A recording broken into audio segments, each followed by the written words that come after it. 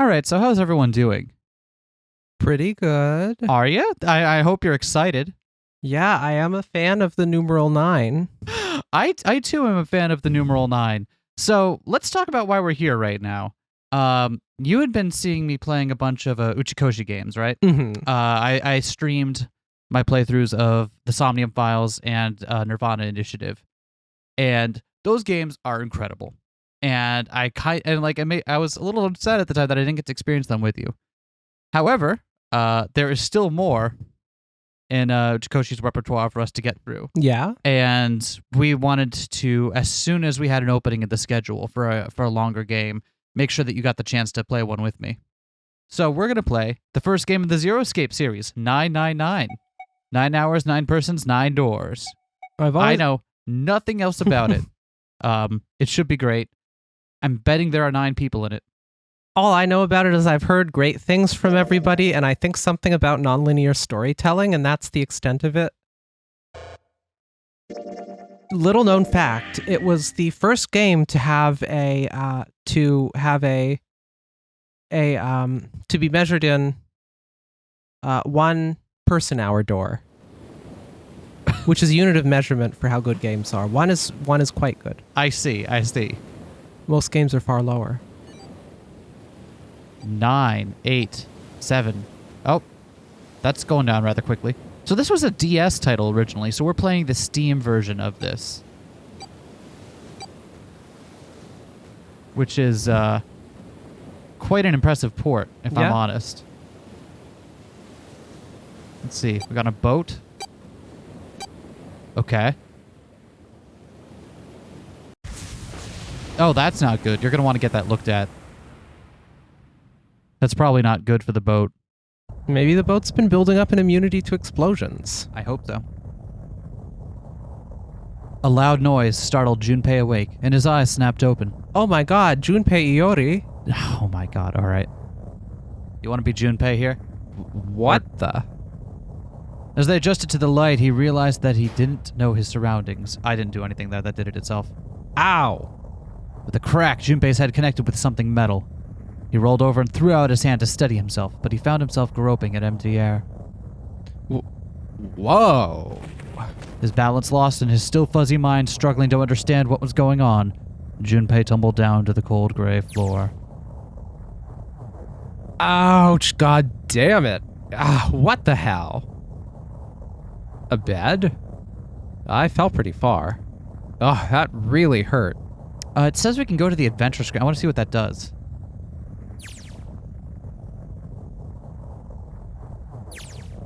Oh, I see. It just changes the presentation of... Oh! Let's get with the novel screen for now. Okay. His shoulder hurt, his knee hurt, and his hip hurt. His entire body hurt. He could feel a bump forming on his forehead where he'd slammed it against the low ceiling. Damn, my eyesight's kind of blurry. Must have hit my head. No, wait, that's not it. At first, he thought the tremor that ran through his legs was just another effect of his rude awakening, but as he looked around, he realized that it was real. The whole room was shaking. An earthquake, but it's shaking too fast for that. Then again, Junpei had no idea what it was, if not an earthquake. Anyway. Junpei rubbed the growing bump on his head and gingerly climbed to his feet. His balance regained, he finally took his first good look around the room. And muttered to himself. Where am I? His pain momentarily forgotten. Oh, I can't stop it from doing that. Minutes passed while Junpei struggled to get his bearings. Then, as suddenly as they had begun, the tremors ceased. Wait, it stopped? A cold silence fell over the room.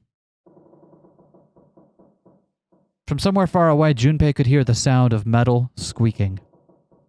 What's that sound? In an attempt to distract himself, Junpei looked around the room once more. There was a stove that looked more antique than functional.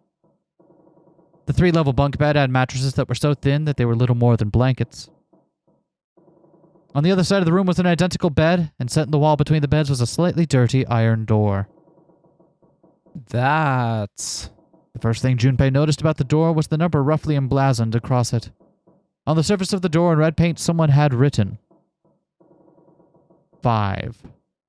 Ah, The 5. scariest number. What's this 5 mean? Suspicious and still utterly confused, Junpei approached the door slowly. Standing at last in front of the door, Junpei grabbed a hold of the L-shaped handle. A push yielded no movement, and a pull the same result. It won't open. Won't open? Didn't matter how much he pushed and shoved, the handle wouldn't budge. Next to the door was an odd-looking device that reminded Junpei of a card reader. What's the adventure screen look like here? What's this? Is this keeping the door shut? Junpei knocked hard on the door. Hey, hello, is anyone there? Open the door. There was no response. Ugh. Junpei threw his left fist into the door. And stopped. What the hell is this? He wasn't really sure what else to say. On his left wrist was a bracelet of a sort he'd never seen before. In the center was a large LCD display. A watch? It doesn't look like one. Wow, that is some 2004 ass tech right there. 5. That's the same as the door. True, the numbers were the same, but he had no idea what that might mean. All he knew was that it was strange and new, and he wanted it off. Junpei flipped his hand over and as if to remove a watch, but, What? How do I take this off? the other side of the bracelet was solid. No buckle, no clasp, no nothing. He sighed and flipped the thing back over. There were a number of rivets around the rim of the face. Perhaps Maybe pushing something on this will work? he pushed them, but nothing happened. On a watch, they might be dials for adjusting date or time, but on this bracelet, they did absolutely nothing. Nothing. Damn. Guess I'll have to force it off. Growing more desperate, he began to tug at it. However, no good. This stupid thing won't come off. a steel ring ran from the face around Junpei's wrist and back into the face. He wouldn't be pulling the bracelet off in any time near the future. What the hell is the deal with this thing? Frustration and desperation were beginning to mix as the reality of the situation began to dawn fully on Junpei. So much was happening and none of it made sense. Junpei felt as though he were about to explode. Where am I? And why the hell am I here? Why? What the hell happened to me? Oh, my head. Pain bloomed, but he did his best to shake it off. He raised his head. Oh. It was at that moment that he noticed the window. This is... The window was round, rimmed and riveted brass like a window from an early 20th century ship. Hold on, am I on a ship? Junpei walked slowly toward the window. He could see nothing beyond it but thick, impenetrable darkness. I can't see anything. If only it wasn't so dark outside. Junpei squinted, trying to see something, anything. It's at that moment. What the? You've got to be kidding me. What the hell is going on here? Oh, that's no good. A crack split the glass of the window, and for a moment Junpei stared at it. Then the window burst and water began to pour into the room. What the hell? God damn it. Junpei yelled and spun around. His feet slipping on the water, already coming through the window, he ran for the door. Hey, anyone? Is anyone there? Come on, if you're there, say something. There was no reply. As Junpei screamed and pounded on the door, the water began to rise. It was now ankle deep on the floor and rising quickly toward his knees. It's not stopping. Not good. Not good at all. I need to find a way out, and fast. Junpei ran a hand across his forehead, brushing the sweat out of his eyes, and looked around the room.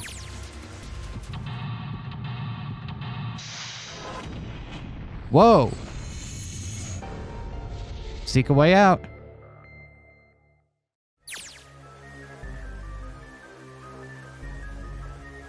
Oh, what am I doing here? Can I... Did you hit A? Let me try.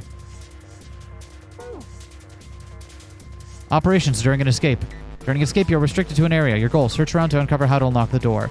Items and hints in the room that will help you escape. Use the cursor to select a location you find suspicious to search the room. LB or RB to walk around the room. Left stick controls. Use the cursor. X to speed up movement, per se to search for... Okay. Bulletin board. Looks like someone put a note on it. About items. Once you have obtained an item, you'll be able to go to the item screen. Okay. It's got red triangles and blue. Cool. Interesting. Investigate with an item. The item visible in the lower left is currently in hand. And close the item screen, the last selected item will be in hand. Hold an item while investigating the room. You may trigger a reaction. Cool. Picture frame. Old picture frame. It's a picture of a ship on it. There's screws keeping the back on. I like the weird-ass music. Me too. Doesn't seem like there's anything hidden in the sink. Only the drain in this room. Nothing on the bulletin board, okay? Nothing over there? That's a table. Water's pouring onto it like a little waterfall. I don't see anything useful there. Pair of simple chairs next to the table. Oh wait, this is you. Why am I doing this? The water's already up to the chair. Water just keeps pouring through the window. It's like a waterfall. I don't think shoving something into the window is going to stop the water. In other words, if I don't want to die, I need to find a way out of this room. I have to figure this out. Cool. Okay, let's see what else we got. Oh. Can we look at the hang? It's a closet. The hangers don't do anything? There's some hangers on the pole. Okay. There's a lock on this briefcase. It won't budge. Let's see if there's anything in the keyhole. I don't think I'm going to be able to open this thing. I need to find a key first. And a code. Okay, so we got some idea what we're looking at now. Does the down arrow do anything? This is the door to the stove. Well, it opens easily enough. Sure wish the door to get out of here was that easy to open. That'll just take us around the room. Okay. Well, that solves the mystery of whether or not this stove has been used before. What's this? It looks red. Screwdriver. Let's combine that. Yeah.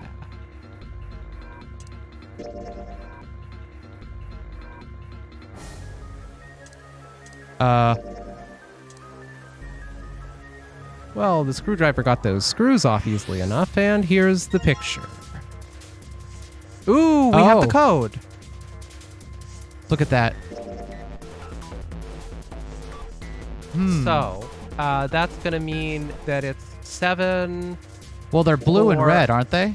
Can we combine these? Yeah, let's just look at it. Let's just look at it. So that's going to be 7... 7... 4... 6... 3. Naively, yeah. 7463. Okay. Yeah. So let's see if we could find anything else to just code maybe the colors. Oh, we already did that. We're ahead of the tutorial. Hey, there we go. Well, let's see if there's anything in here. Huh, looks like there is. Key? Yep, that's a key, all right. A little blue one. Interesting. Let's give that a shot. Well, there's a red one over here and a blue one over here. You see this? Totally a stove. Let's still give it a shot with the one we know. Let's just see what happens. Oh, hold on.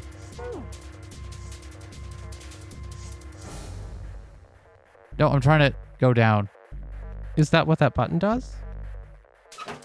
There we go. It is.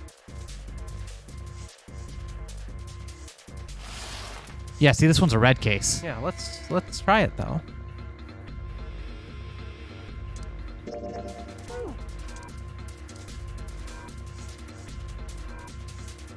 Red briefcase and it's locked. Huh? Guess this is the wrong key. Yeah. Looks like it's the right size, but I can't get it into the hole. Cool.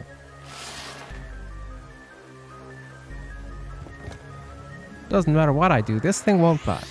Guess it's locked. Is this one just like the red briefcase? Alright, let's see what happens if I put this blue key in the keyhole. And nothing. I guess I'm going to need some sort of code for the dial. All right, so minigames. During an escape, your investigation may trigger one of several minigames. All operations for the minigames are done by using left stick and A. Some minigames will require you to manipulate something, while others will only require you to apply the right object to press the right thing. Operation instructions. Pressing the dial will cause it to move to the next number. There are 4 numbers in this way, and then press the key. Numbers are correct, it will unlock. What did you think they were? I don't remember. Damn it. Open, you stupid thing. I don't think it's gonna open if I whack it on the wall a couple times. Might make me feel better. Not gonna help, though. Alright, Junpei, don't freak out. Keep it cool and look around for some more clues. Okay. So let's look at our...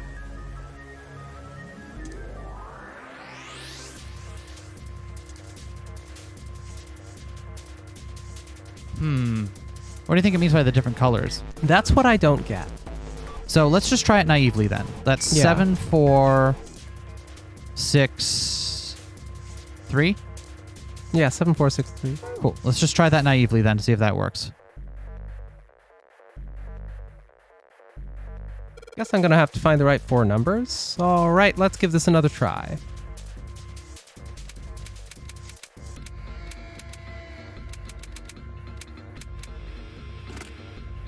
Okay.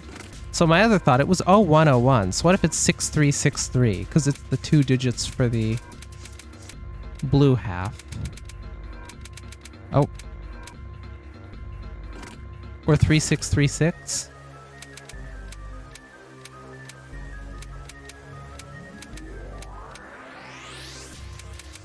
There is no 6 on this one. Ooh. What happens with the next one that has the 6? That one could go all the way up to 10. Okay, and what about the 3 one? That one can only go up to 5. Interesting. That's weird. Is Yep, what that let's is. look around for some more clues. That's pretty weird. There's a pipe at the other end of the bed. There's nothing up top. I can keep looking till the cows come home. All I'm going to find up here is that pillow. Damn it, isn't there anything else I can use? I can't see the bottom of the ladder. Oh man, the water's already up to the bottom of the bed. I gotta hurry this up. Okay.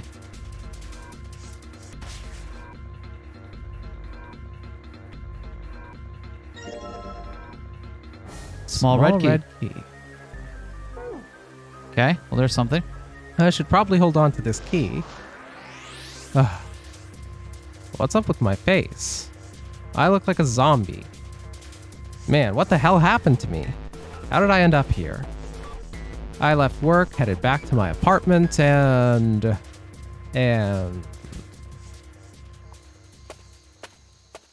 Can't remember anything after that, huh? I'm back. Not like anyone will respond. Man, work was rough today. Huh? A breeze? That's weird. Did I leave that open? Everything looks okay. I must have forgotten to close it. Oh, what? Who are... I can't... Well, that's not good. Consider this a privilege. You've been chosen. You're going to participate in a game. An honorary game. It is a game where you will put your life on the line. That's right, that guy with the gas mask. That son of a bitch must have taken me here. When I get my hands on him, well, I guess there's no way to know if that was a man or not. Just who was that? They'd said, you have been chosen. What the hell is going on? Why me? You're going to participate in a game. The honorary game. It is a game where you will put your life on the line. The nonary game. Huh. What the hell is a nonary game? God damn it.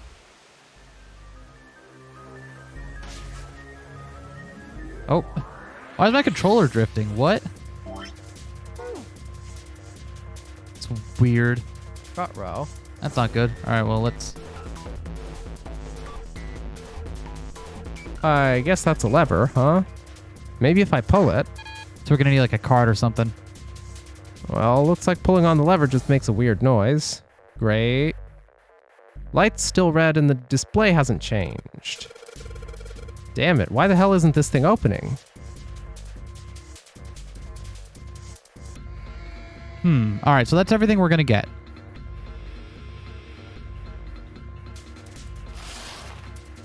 This is so annoying here. Hold on. Do we need to take a sec to try and Hold on, let fix me the just stick drift?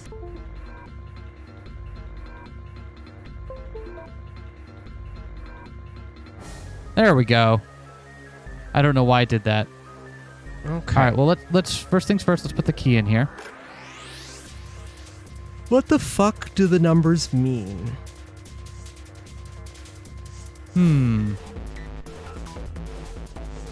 Okay. Right. We have 0101. We have 4 numbers. We have an arrow for direction, and we have colors.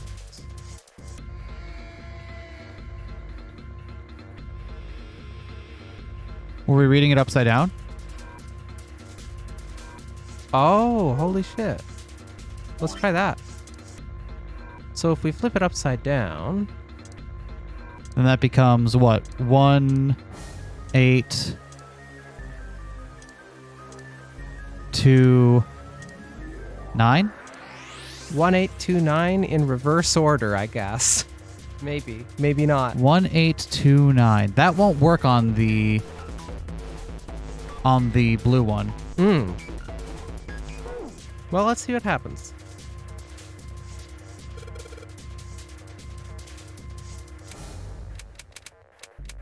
Won't work here either.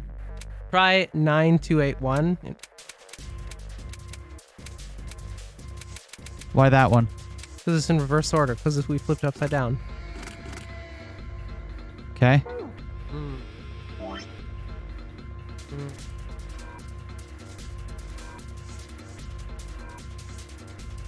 Red and blue have to mean something.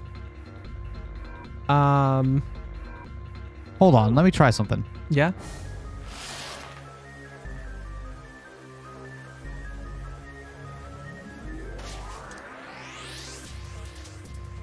Oh, thought maybe it was a mirror thing. Well, we got the keys.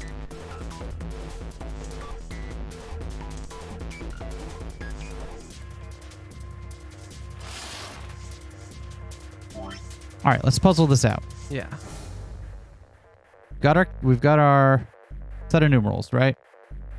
And on the cases,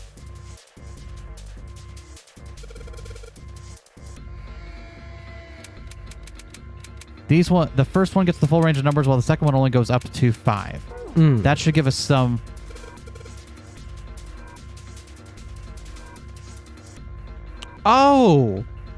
Oh, here's my idea. Yep. The 2 that only go up to 5 are 5. The other 2 symbols are the ones that are numbers for this. Why do you think so? Because we're in room 5.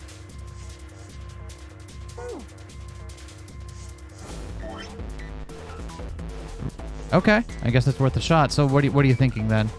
So what were those 2 red ones again? Was that 7 and what? 7 and 4? Yeah. So maybe 7, 5, 4, 5.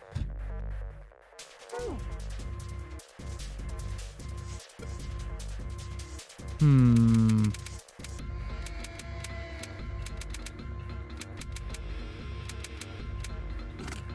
gonna try 7, 4, 7, 4.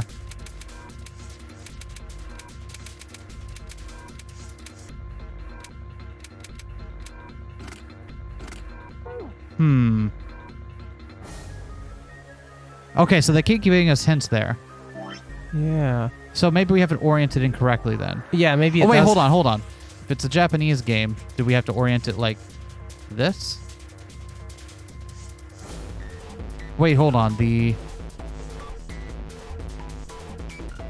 you trying to get it facing downward? I'm trying to just get it facing like this. Maybe, yeah, facing downward would be the best way to do it.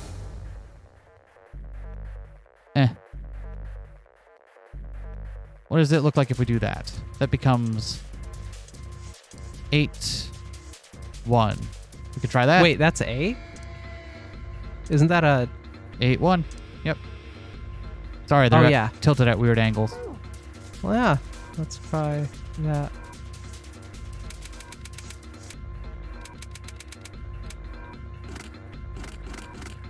I feel like a dumbass.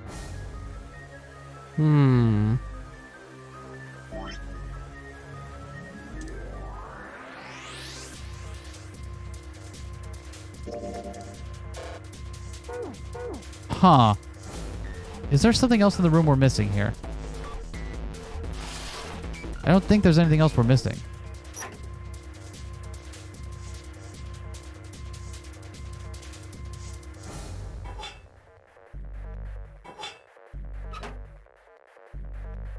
There's just the blue briefcase.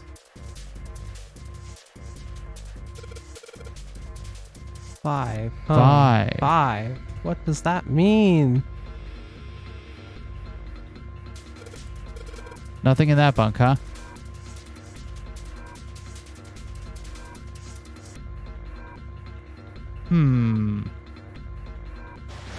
Oh my god. We didn't have all the information. Of course we didn't. Ah.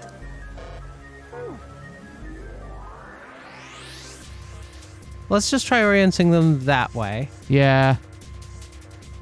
Sorry, this is harder than it looks. Oh, come to think of it, they're already oriented right in the pictures on the left side. Oh, that's kind of them. So we can just pull up the what's it thing and do it from that. Hey, okay, that's as close as we're getting. Okay, so the red one we want... Yeah, so we can just do it from here, right? We got 7 and 7, 4 and 8, 5. And 5. Yeah, 7, 4, 8, 5. 7, 4, 8, 5 on the red one. Let's try it. Wow. Okay, so I got to look around harder next time is what I'm learning here. I didn't look around hard enough. That's on me.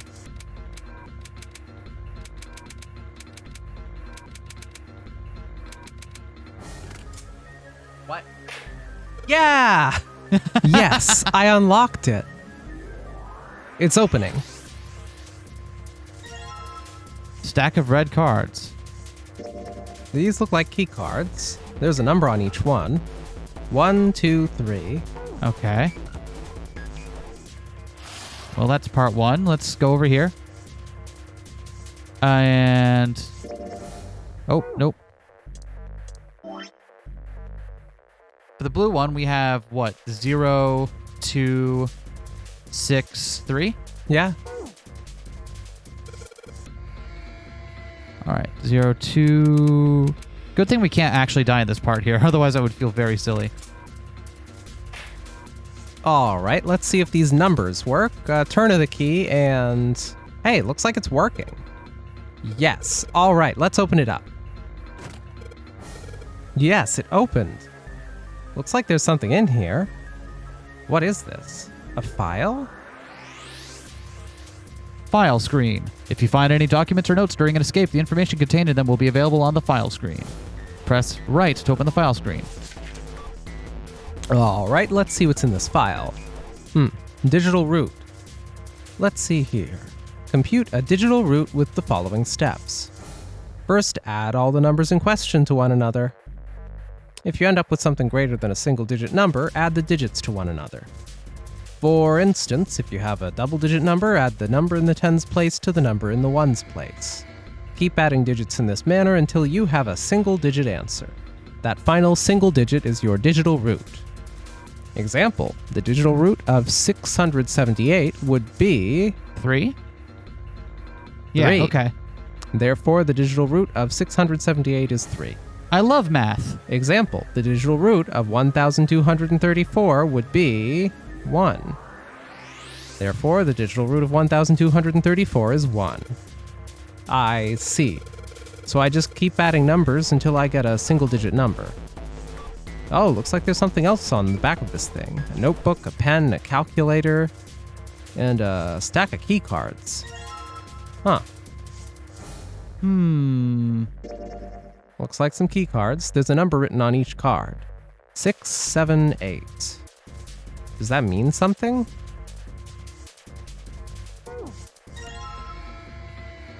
Cool. Calculator. Oh, we got a calculator. The game gives us a calculator, huh? which will be important to the progression of the story. Just in case you're not good at math. Helpful feature.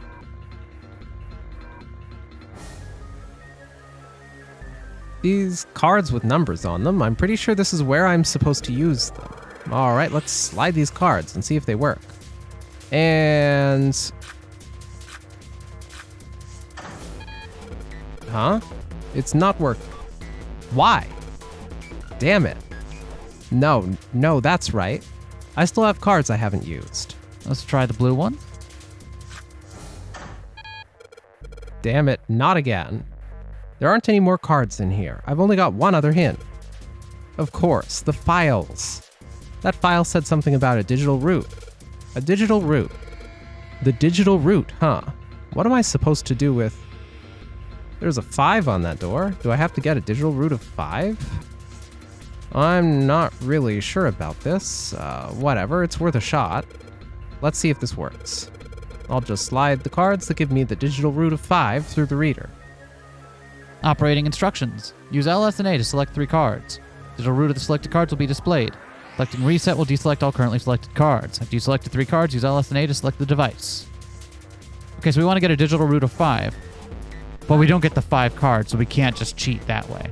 Yeah, we probably want, 6, 7, and 2? No, that's 15. What am I doing? 6, 7, and 1. 6, 7, and 1, yeah.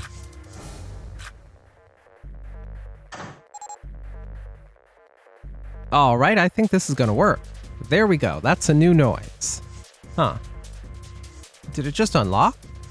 Well, that light was red and now it's blue. No doubt about it. There's nothing keeping me in here now. Time to go. Well, let's get the heck out of here.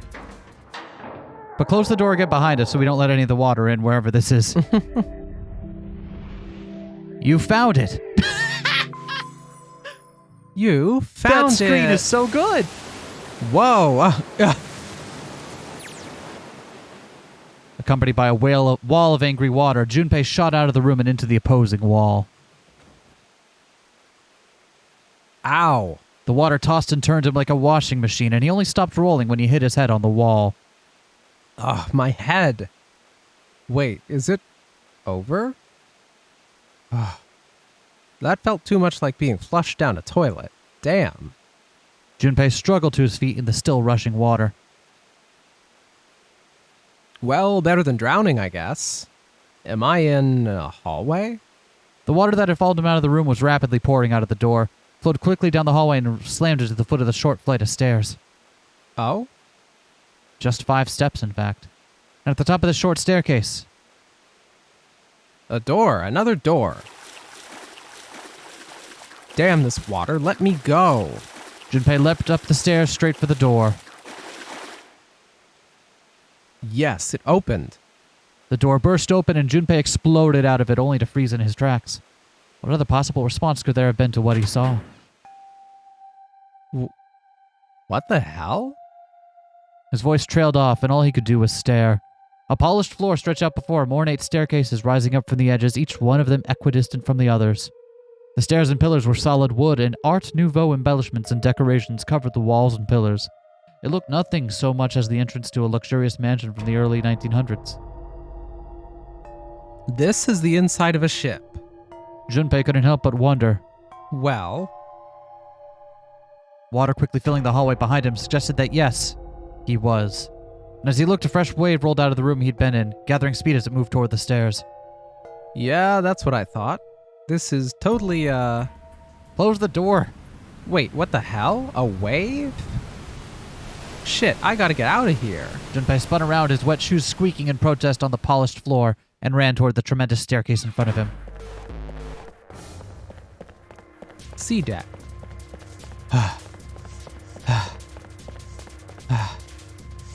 B deck? Hurry, hurry. As he ran, he glanced quickly at the plates mounted on the wall, denoting the decks of the ship. A deck's next. I should hope a deck is next. Took the stair. Oh, you see that also numbered door in the corner there? Yep. Took the stairs 2 at a time, not entirely sure where he would find himself, just as he began to wonder where, in fact, the stairs did lead. What? Junpei saw another person out of the corner of his eye. People? He stopped short, nearly tripping over the next stair, and looked. It wasn't just one person he'd seen. On the landing to the left of the stairs, there were 4 people staring at him. And on the right side, 3 more. A lot of people. All told, there were 7 of them. Looked as though they had been on their way down the stairs. I stopped short when they saw Junpei, their eyes wide. He'd done the same, of course, and now they stood there staring at one another. Junpei didn't move, one foot placed awkwardly on the next step in the middle of a stride. Who were these people? This entire interaction lasted only a matter of seconds. The woman spoke to Junpei, and time began to move again. I guess there's another one of us now. A dancer? The woman was dressed, Junpei thought, rather like a dancer, in brackets. Her clothes covered very little, and her prodigious jewelry little more. No, Nope. I'm not. You better get moving. No further ceremony, she ran straight past Junpei and toward the doors behind him. Well, okay then. The sudden proximity of a woman with such striking assets left Junpei momentarily Classy, Junpei. Classy. But the others wasted no time and quickly followed the strange woman. Silver hair?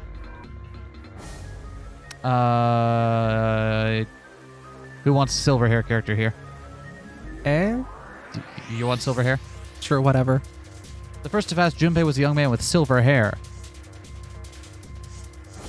Oh, the brackets mean that's what their name is going to be until we figure out what it is. Mm-hmm. He threw a quick glance in Junpei's direction as he ran, muttering. One of us, huh? What?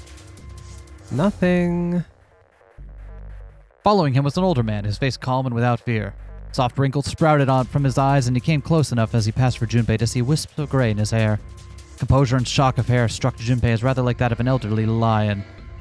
Ugh, going up won't do you any good. There are 2 doors, but neither of them will open.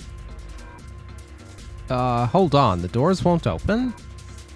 The next to speak to Junpei was a girl with pink hair and a high voice. Come on. Aren't you coming? You gotta hurry. Her small hand was wrapped around the wrist of another man. His eyes were closed and almost as though he were sleeping. His features were graceful, almost serene, and he was dressed rather elegantly for someone his age. Something about his posture seemed very refined, and Junpei couldn't help feeling he was noble and dignified somehow. Certainly never seen one, but this man seemed like what Junpei had always imagined a prince would be like. Oh, that's 9 of us then. All the cards on hand. Wait, the prince? On a boat? Where there's a game being played? Don't tell me that this entire time that, what's the Christine Love game? Lady Killer? Lady Killer. Lady Killer in a bind. Were there Lady Killer? Did Lady Killer take influence from this? If so, that's... So, one thing I will say is the kind of, like, Art Nouveau era, Art Deco era Yep. visual style, and the fact that it's on a boat. I could believe that. I could believe that. It's a good setting. Yeah, it is a good setting. What does that mean? Junpei opened his mouth to ask whether the other man had meant, but the girl with pink hair rushed past him. Wait. They're gone. Just what is going on? There's an old man like a lion, a girl with pink hair, and a prince, and I have no idea what they're talking about. He turned just in time to see 2 more people running toward him. One of them had hair like a bird's nest and looked as though a stiff breeze might topple him, and the other was a veritable mountain of a man. Huh? Huh?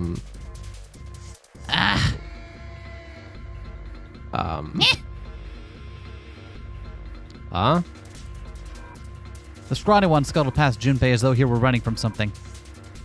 What was that all about? Hey, what the hell are you just standing there for? Didn't you hear him?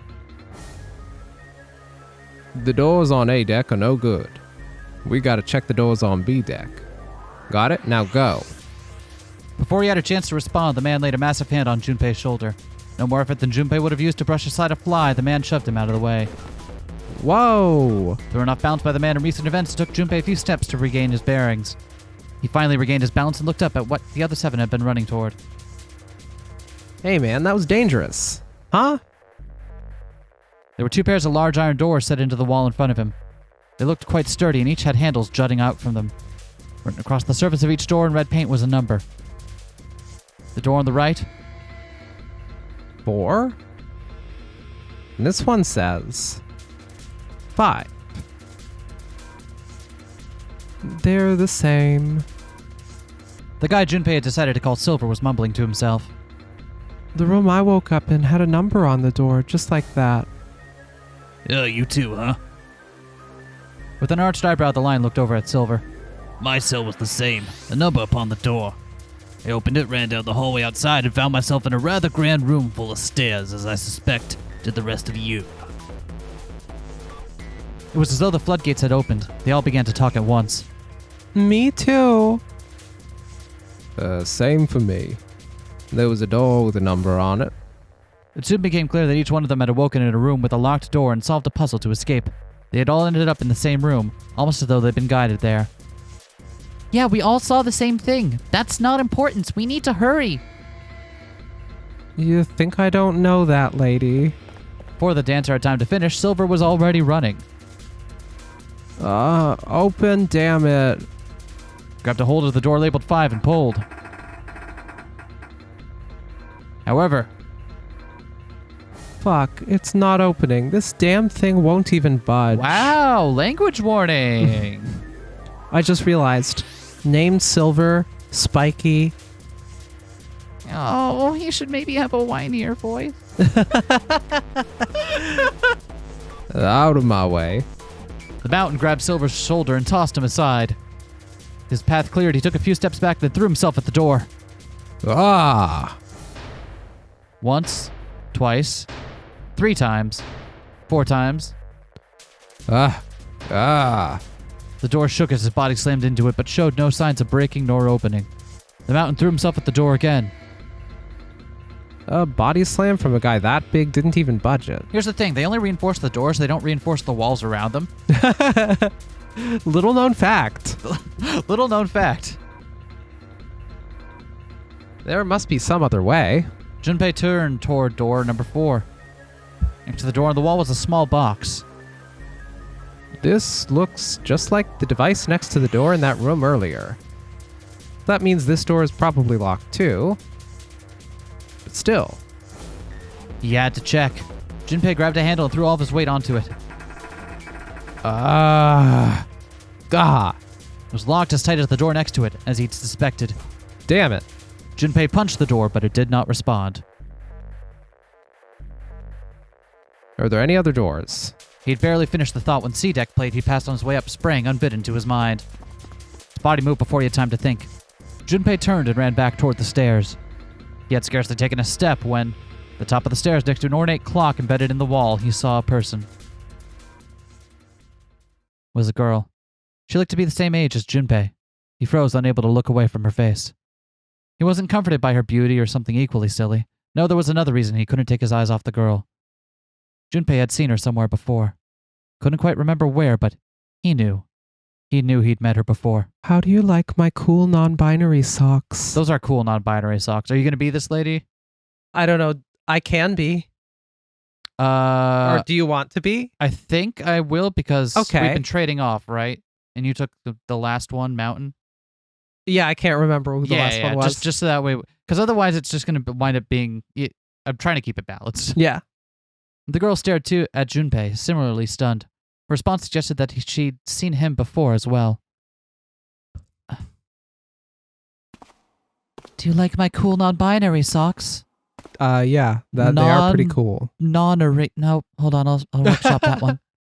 Without saying a word, Junpei walked slowly toward her. She didn't move. It was almost as though she was held in place by some sort of magic spell. As Junpei stepped onto her landing, the spell broke. No sooner had he set his foot down than the whole ship shook a second time. Ah! The quake caught the girl unprepared and she fell. Watch out. Moving on instinct, Junpei leapt to catch her. Or so he thought. Oh. Her face was far closer than it should have been, mere inches from his own. Ah. He was flat on his back and she had landed squarely on top of him. The girl seemed as confused as he did, and her face suggested that she still hadn't fully recovered from seeing him. For a moment that seemed to stretch for a very long time, they stared at one another. The ship stopped shaking. Everything was quiet. Water could be heard from the bottom of the ship, lapping faintly at walls and ceilings, but eventually that faded as well. The silence was complete, a thick, muffling blanket. At last the girl opened her mouth. Oh my gosh, is that you, Jumpy? Jumpy. Junpei. Her words echoed through Junpei's head, and suddenly his memory returned. Akane? Why hadn't he realized it before? The girl was Akane Kurashiki. She and Junpei had been friends since childhood. They'd gone to elementary school together for 6 years, but what was she doing on this ship? Her soft eyes were only inches away from his own. He could feel the warmth of her face. Feelings he thought long forgotten began to work their way to the surface. He could feel his face heating up. At that moment, Welcome aboard. I welcome you all to the I almost gave him a goofy voice. I welcome you all to the bottom of my heart to this my vessel. What? What's that voice? They hurriedly untangled themselves from one another and struggled to their feet. Their 7 companions had heard the voice as well, and many of their faces had gone pale. They looked around frantically, desperate to locate the source of the voice. At last they found it, a speaker set in the ceiling. I am Zero. I'm the captain of this ship. I'm also the person who... Oh wait, no, they're not behind a mask anymore. Does that make sense? I don't know. Maybe Zero is. Okay. I don't know. I'm also the person who invited you. The voice was harsh, obscured occasionally by the crackle of static. This is Junpei recognized it. How could he have forgotten it? that guy in the gas mask. Hey, asshole, what the hell is this? Come on out here. I want to get a look at you. I love I love Silver already. What do you mean to do to us? I mean to have you participate in the game. Some of you I know are familiar with this game. The Nonary game. It is a game where you will put your life on the line. A nonary game? What the hell's that? The voice continued, implacable. Implacable? Implaceable? I don't know. The rules of the Nonary game can be found upon your persons. They are simple rules. Read them. What is he talking about? Hey, there's something in my pocket. Check this out. Silver reached into his pocket and pulled out a small slip of paper. The rest of them reached into their own pockets and pulled out similar slips of paper. We will call them the Numbered doors. The doors in front of... each pair are of the same. The key to open these numbered doors are the bracelets that each of you possess. You total the numbers on your numbered bracelets and find that the digital root of that number is equal to the root of that door. The door will open. And those who have opened the door may pass through. There are, however, limits. 3 to 5 people can pass through one numbered door. All those who enter must leave. And all who must enter must contribute. Purpose of this game is simple. Leave the ship alive. It is hidden, but an exit can be found. Seek a way out. Seek a door that carries a 9. Interesting. Is 9 the digital root of all of the things or no? Of all the natural numbers? Yeah, of 1 through 9. What do we got? 1 through 9? Yeah. What's that going to be? That's going to be 10, 10, 10, 10, 5. That's 45. Yeah. Sweet. I was wondering if it was going to be like 1 digit off, so no matter what, you have to sack someone. No, if you just have but only 3 to 5 people can pass through one number door. Oh. Yeah. So you do have to sacrifice someone. Well, not necessarily. I'm sure there's a way to solve it. Junpei followed suit and dug into the pocket of his pants. He felt the telltale crumple of paper, slightly damp from his earlier ordeal. Hey, I got one too. Then it would seem Zero seen fit to grace us each with a letter. Would you mind terribly reading it to us, young man? His request had been delivered to Junpei, who after a short moment of surprise did as he'd been asked. On this ship, you will find a handful of doors emblazoned with numbers. We will call them the numbered doors. The doors in front of you are a pair of the same. The key to opening these numbered doors are the numbered bracelets that each of you possess. Should you total the numbers on your numbered bracelets and find that the digital root of that number is equal to the number of that door, the door will open. Only those who have opened the door may pass through. There are, however, limits. Only 3 to 5 people can pass through one numbered door. All those who enter must leave, and all who enter must contribute. So this thing on my arm is a bracelet. He glanced around. It looked like everyone else had one as well and had come to much the same conclusion. The purpose of the game is simple. Leave this ship alive. It is hidden, but an exit can be found. Seek a way out. Seek a door that carries a 9. There's one last thing I must tell you. As you have no doubt surmised, the ship has begun to sink. On April 14th, 1912, the Transocean liner Titanic crashed into an iceberg. After remaining afloat for 2 hours and 40 minutes, it sank beneath the waters of the It sank into the icy waters of the North Atlantic. I will give you more time. 9 hours. That is the time you will be given to make your escape. The voice finished and the speaker went silent. I hear a bell. I think it's coming from over by the stairs. It's the clock telling us the time. Everyone had their eyes on the antique clock embedded in the wall. 9. The sound of the 9th bell faded away. The 10th never came.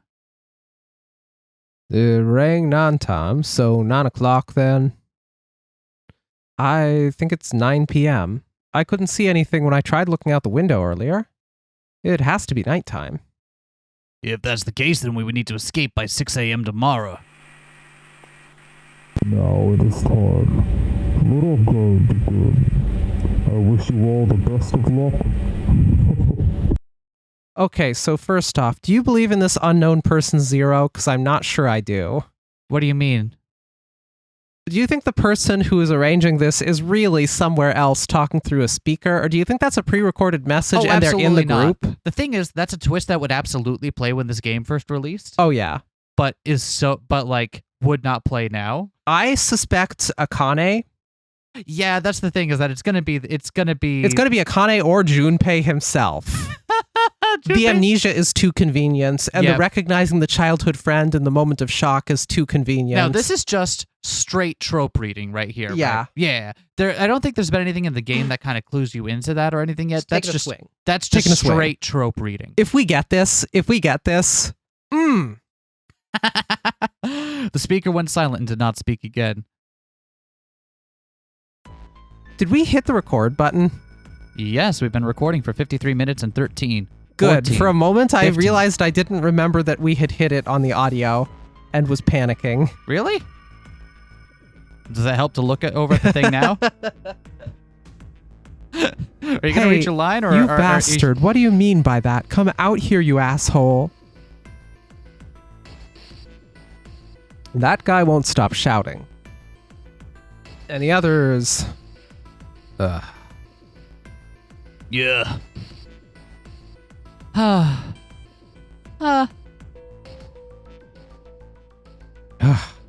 Junpei too was consumed by his thoughts. I have way too many questions. Who is Zero? What's the nonary game? What is it for? Is he some nutjob doing this just to mess with us, or does he have some other purpose? Why pick me to be part of this insane game? And the others, why are these 8 people here? And the most confusing of them all, why is Akane here? I haven't seen her since elementary school. The thing is, they're all going to be related to each other in some way that isn't immediately obvious.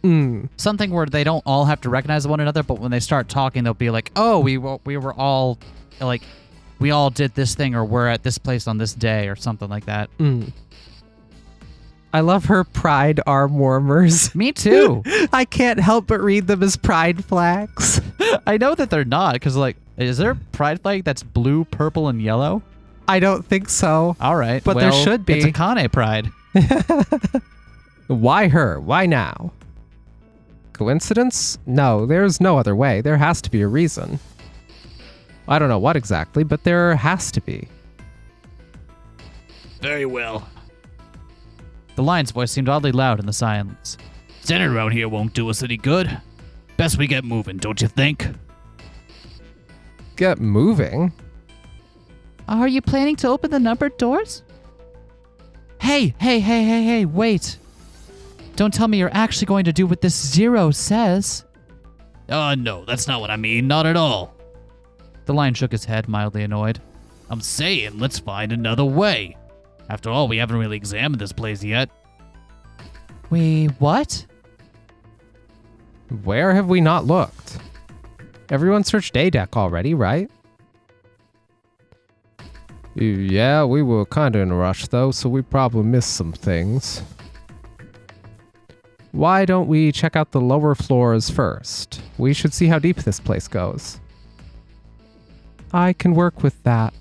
Then let's go.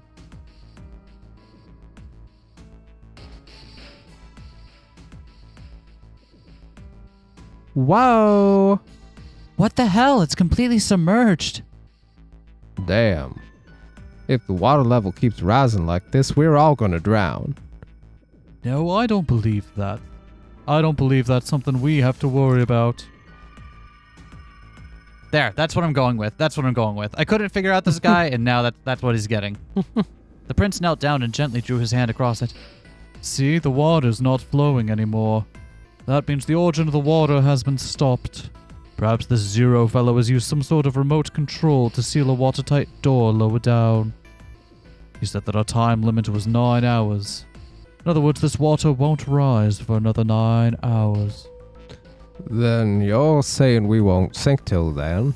Well, that may be a little too optimistic. No point in wishful thinking, after all. That's depressing. If we don't determine a way to advance from this point, we're stuck on A deck and C deck. Looks that way. Hey, hold on. How about we check C deck before we jump to any conclusions? We might find something there. You're right. I think we should look at the metal doors by the big staircase, too. They're pretty suspicious. No numbers on either door, huh? And I don't see an authentication device either. Nope, it's locked. This one, too. Damn, none of the doors are opening. Hey, guys, over here. There's another door behind the stairs. Oh, this one doesn't open either. We'll see about that. Hey, old man, give me a hand. Using force, I see. Let's give it a try. Ah! I just wanted to get in on it, too. Ugh, it won't budge.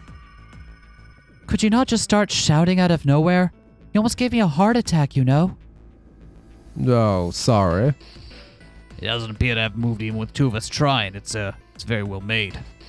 Idiots, try using your brain first. Huh? Take a closer look. Keyhole. Right. It's obvious what we need to open this door. A key, huh? You got a problem? No, I just really doubt we'll find a key that easily. Ignoring the tense air between the two, Junpei moved closer to examine the doorknob. What's this? Just above it was a strange mark in the shape of a circle surrounding a dot. There's a mark on it. Does it mean something? Hey, look, over here too.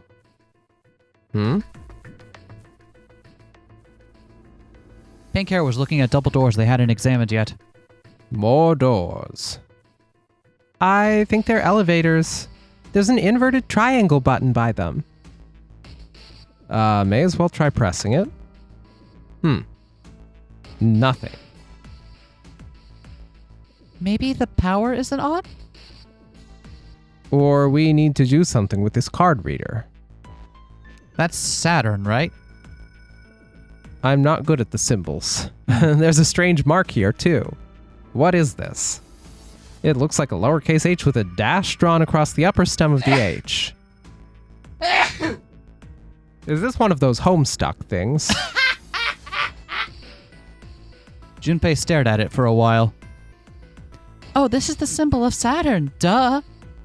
Anyone in the boxing world could tell you that. That's common knowledge. It's an astrological symbol. Then the mark on the other door. Oh, that's going to be Uranus, right? No, Sun. Oh, my bad. I think that was the sun symbol.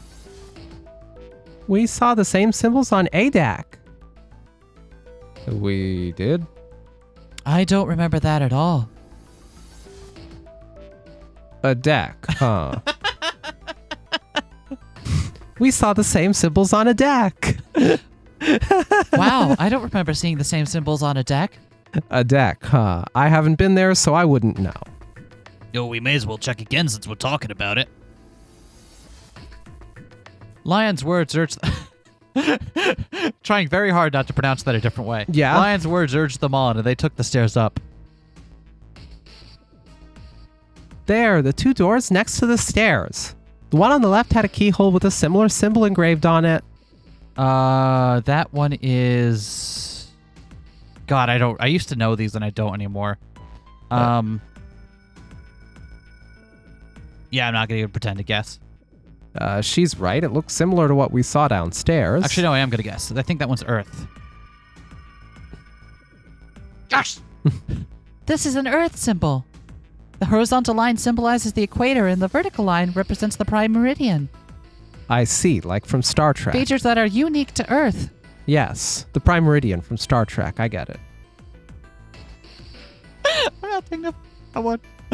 Junpei looked up at the ceiling. The ceiling. Metal plates. It's as if it's covering something up. Perhaps it was a dome of some kind. I like domes. I wish we could get out through there. What if we just put a dome over the whole city, huh? That sounds rad. Yeah, that'd be pretty cool. Be realistic. We'd need a lot of explosives to open that up. The windows, too. They're all covered. There were several windows along both sides of the ship, or at least there had been. They, too, were covered with metal plates. In other words, we're trapped. All the exits go nowhere. Junpei was not happy.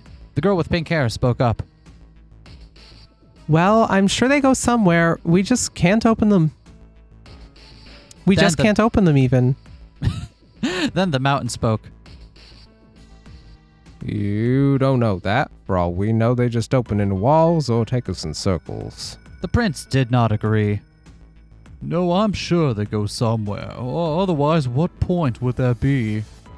And we can open them. Well, 2 of them at least. You mean the numbered doors? All eyes turned toward the doors with numbers on them. The atmosphere in the room grew tense. Hey, wait a minute. I think I said this earlier, but I don't think we should do that. The dancer moved in front of the doors as if to block them. We'd have to be crazy to open these doors. If we do that, we're doing exactly what Zero wants us to do. Suddenly, everyone began to speak at once.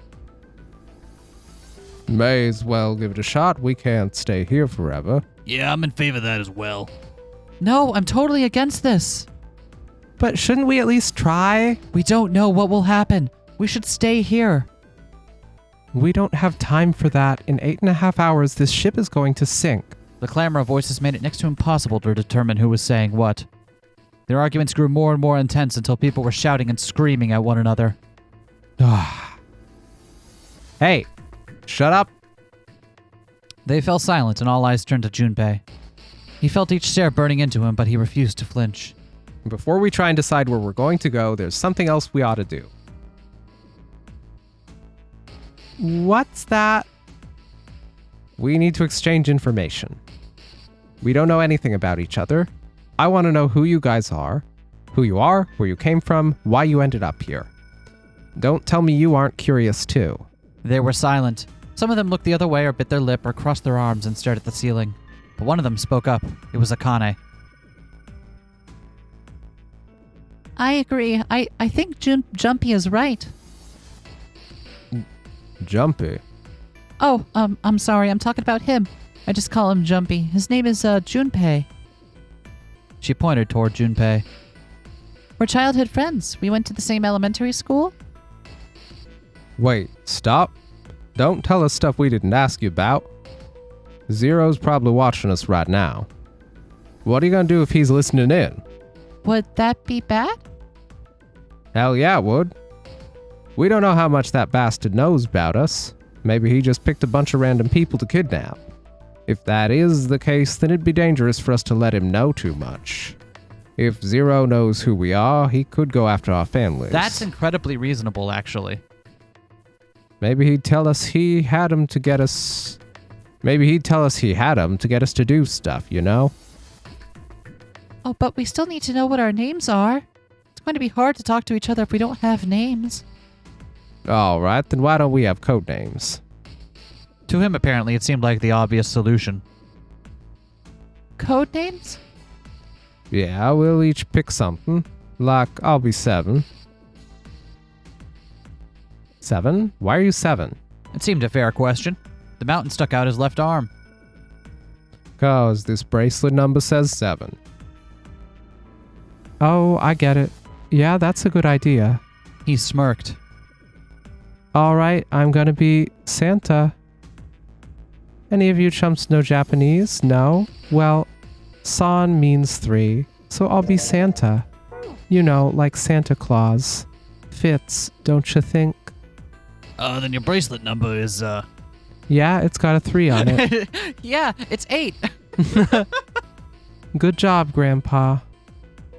Just like the mountain had done, Silver thrust out his left hand. Sure enough, the face of his bracelet read 3. I can't take off my cool goth hand warmers because this fucking bracelet is bolted over them. Yeah, that's gonna make some like My sweat palms build are up. so sweaty. Yeah, right. very well then, I'll go next, shall I? My bracelet number is number 1. Given that, I think Ace seems appropriate. I'll be Lotus then. As I'm sure you all know, it has 8 petals. Which means, of course, that my bracelet number is 7. My bracelet number is 8. I'm sorry, I'm fucking with you. I'd appreciate it if you would call me Snake. Really? Snake! Snake! Snake! My bracelet number is 2, after all. Since Ace has chosen cards, I choose dice. Snake eyes clearly, which is particularly relevant given that I am blind. Oh, what? You can't see? I knew it. He kept his eyes closed during their entire ordeal, which had suggested something strange, but to hear it said so casually was something of a surprise. Everyone seemed a little nervous at the prince's proclamation, but no one seemed to know how to react to it. Me next. There was one person, however, who didn't seem to be surprised in the least. The girl with pink hair. I want to be Clover. So she'll be 4, right? You know, like a 4-leaf clover. Good luck, right? Looking almost bored, she held out her left hand. The face of her bracelet showed the number 4. They'd come around to Junpei. He held out his bracelet. All right, my number is 5, so my code name is going to be... Why have one? It's not like there's any point to it now. The dancer cut him off mid-sentence. I mean, we all know your name already. You're Junpei. Oh. They all nodded. Akane stepped forward nervously. Then you should all just call me by my name, too. Because, I mean, doesn't seem, It doesn't seem fair to Junpei. You're thinking it's not cool for you to hide your name after you told us his. Yeah. Akane fidgeted awkwardly. Junpei decided he had to do something. What's your bracelet number? It's, 6. Oh, that's gonna be bad. She hesitated for a moment, then held out her left hand. As she claimed, the bracelet's face showed a 6. Junpei looked at it for a moment and thought. All right then, why don't we call you June? Judah?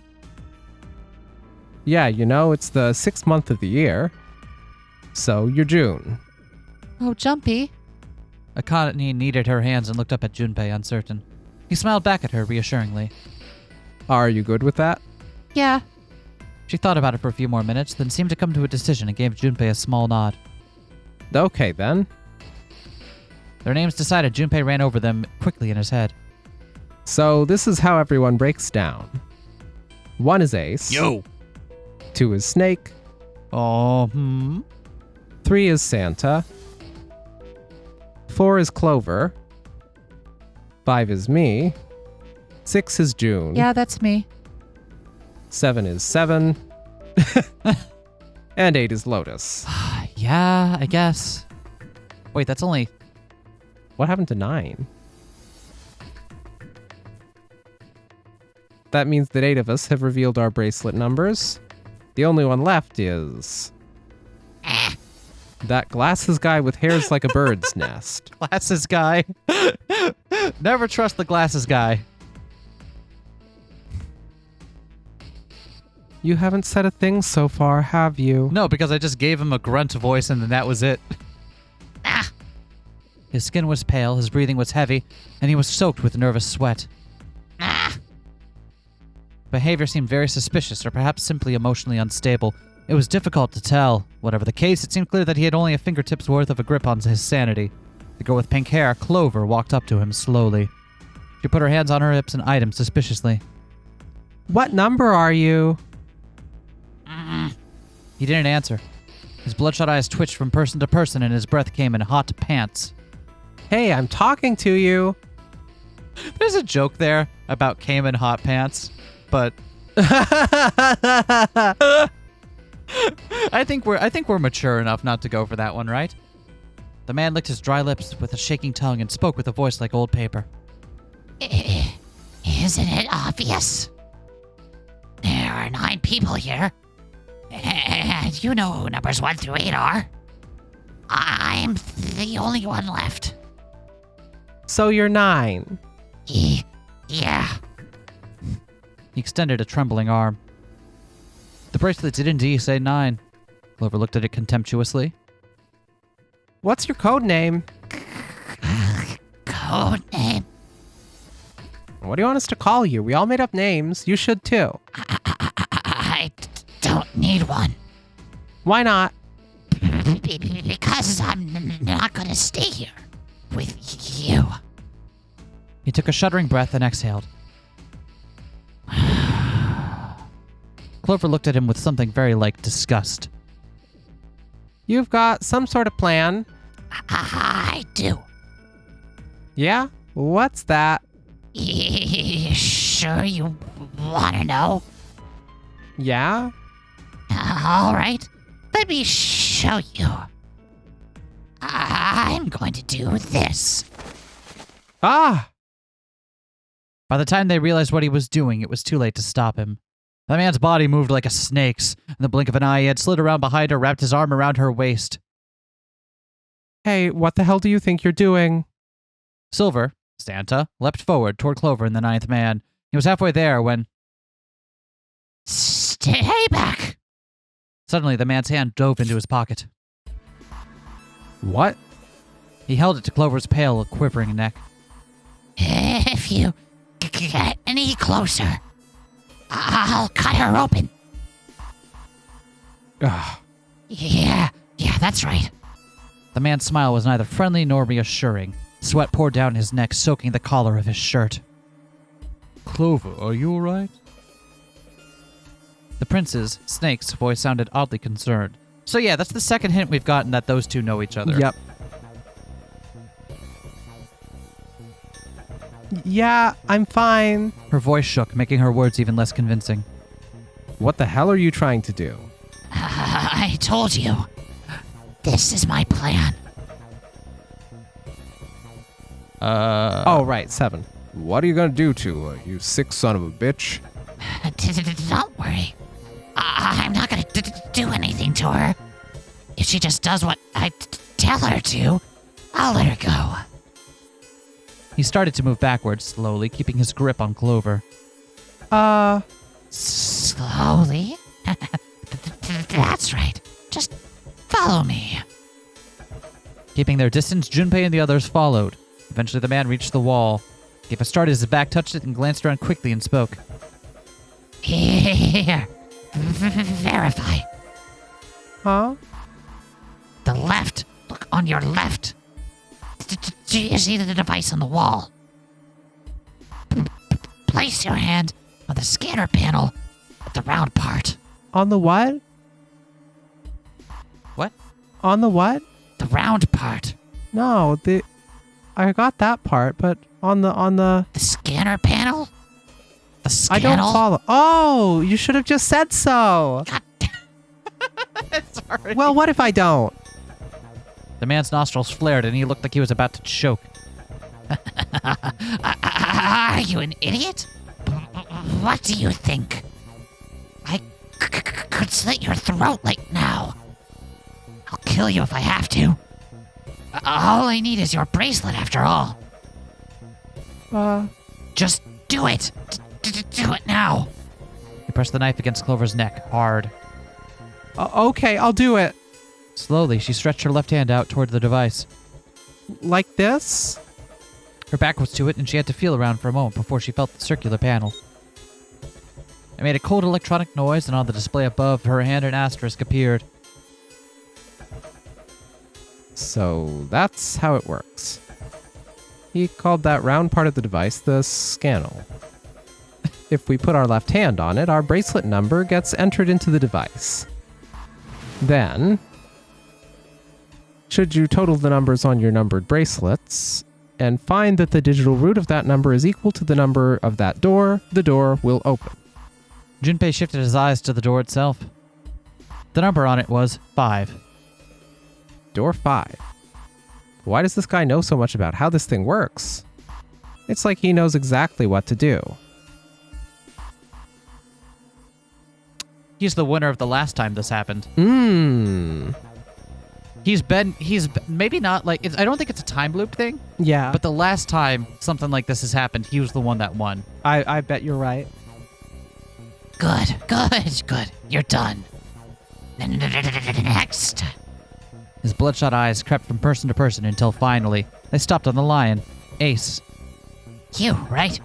You're the one with number 1 bracelet, right? Yeah, I am, so?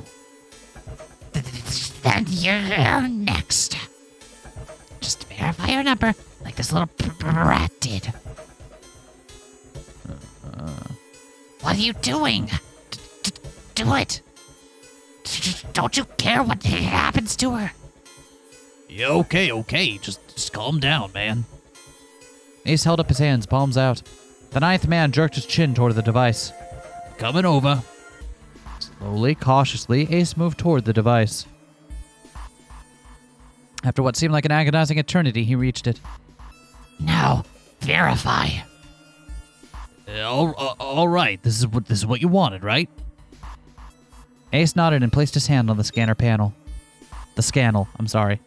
The device beeped again and a second asterisk appeared.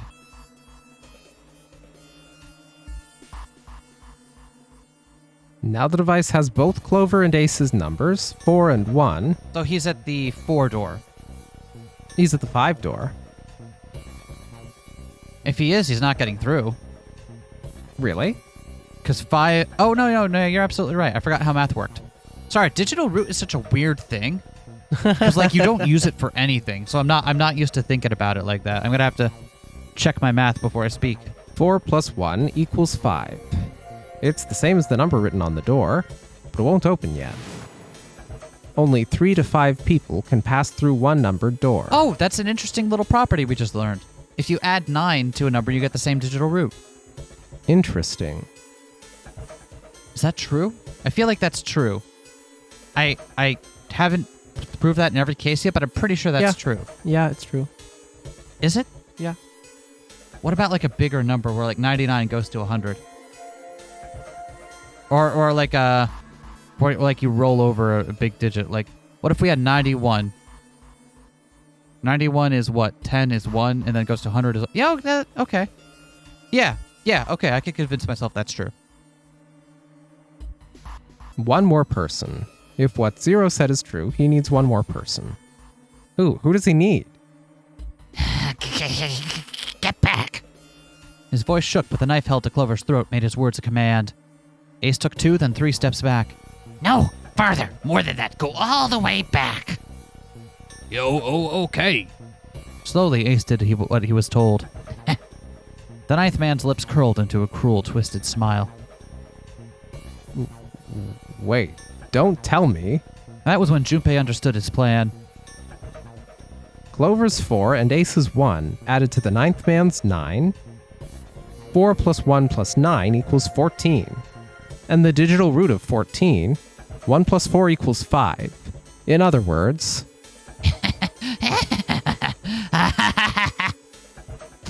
Thank God you were all so cooperative. Now I can get out of this nightmare.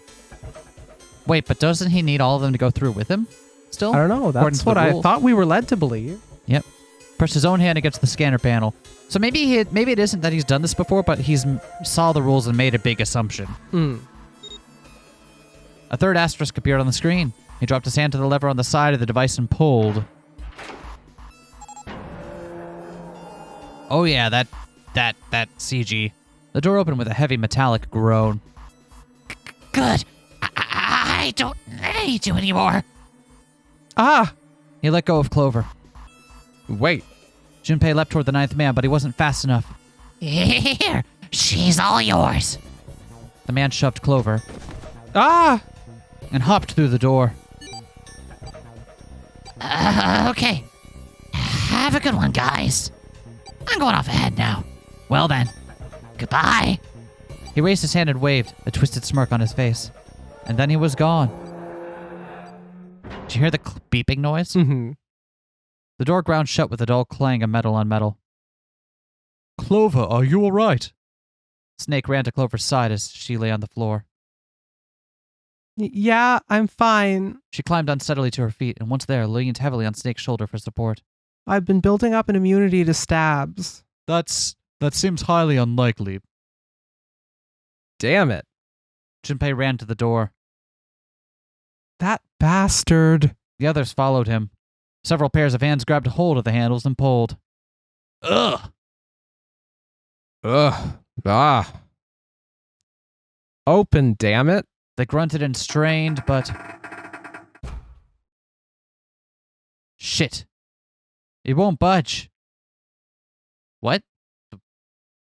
Okay, that sentence is just weird. Yeah, that's a weird place for a quotation mark. That was when Lotus, the dancer, spoke. Her voice was quiet. Do you hear something? Like what?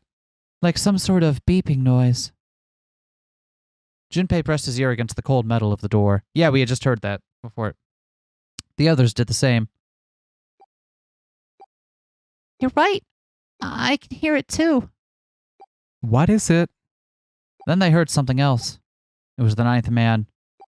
Shit. Why isn't it stopping? God damn it. You lied. Lied? This wasn't supposed to happen. This is wrong. This is wrong. His voice shook with fear.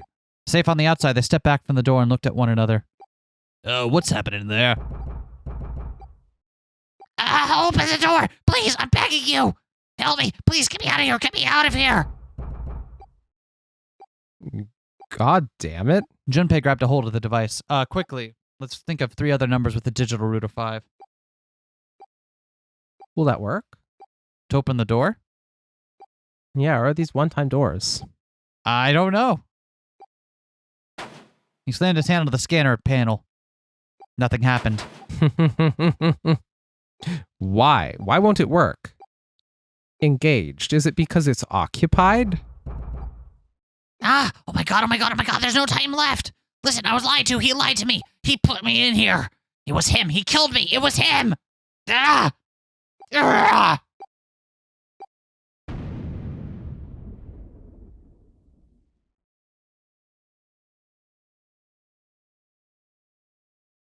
The explosion rocked the room. Instinctively, they ducked, then stood up slowly, and then they realized there was no danger. Uh, No one spoke. Silence filled the room. A beep? All eyes turned toward it. Did that thing just make that sound? The display changed from engaged to vacant. Oh my god, I sounded like Junpei for a moment. Oh. The display changed. Oh my god, I gotta figure out how to do that again. The display changed from engaged to vacant. Let's see if we can open it. 7, the mountain swallowed hard. Okay. Junpei nodded and placed his hand on the scanner panel. A red asterisk appeared on the LCD panel. Well, it registered my bracelet number, but it won't open with one person. We need at least 2 more people. What to do? Oh, so we got to get to... if we added ours already, that means we can't go around. So the closest one is 14, right? Yeah, so we have to get 9 more. Yep. So... Oh, I see it. An inflection point. Interesting. Who are we taking with us? Ace and Lotus, Snake and 7, or Santa and June. I don't know what the difference is here. Me neither. I'm going to go ahead and say Santa and June, just Sure. so that way we... Santa and June, you think you could give me a hand here? The pun was a little too on the nose, but the mood was still grim. Okay, that's just,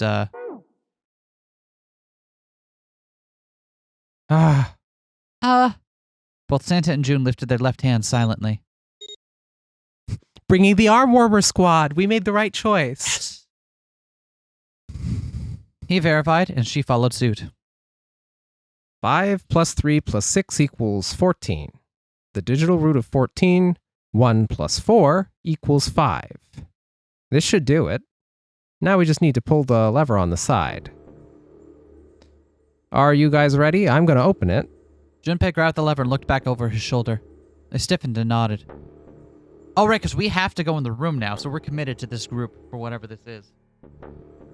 Guess I so. see. Guess so. Junpei nodded back and set his mouth in a grim line. Then he slowly lowered the lever. Wrong lever, crook. I wonder what's on the other side of this door. Oh, wow, a whole lot of blood splatter. There's a Yeah. metallic groan and the door slid open. A breath of air drifted out of it, carrying a stench that nearly made them gag. Junpei grimaced and put a hand over his mouth. Oh my god. Oh, good God. Lotus and Ace shuddered.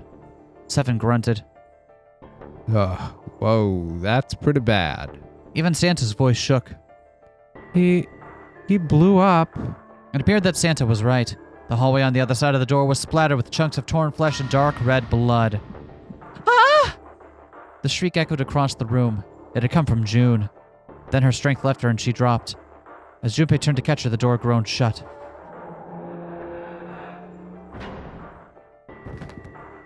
She crumpled to the floor. June, are you okay? Junpei dropped to his knees and put his arm around her shoulders. That was when he noticed. Her whole body was feverish. She was radiating intense heat. What the hell? Where'd this fever come from? June didn't answer. Her face looked like wax and her whole body began to shake. All right, let's just rest for a minute, okay? You think you can walk? She nodded weakly. Junpei lifted June to her feet and guided her to a nearby chair. Here we go. As gently as he could, he set her down on it. How are you feeling? Are you all right? She nodded, and as she did, a single huge tear rolled down the side of her face. Why did this happen? Her voice cracked, broken by misery and grief and choked by sobs. Why did this happen? Junpei spun around. Do any of you know what the fuck is going on here? Who's Zero? What's this nonnery game? Come on. Anybody? Anything? What the hell is going on? What are we doing here? No one spoke.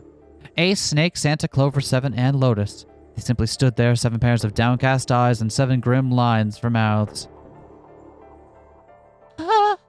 June's body shook with silent sobs.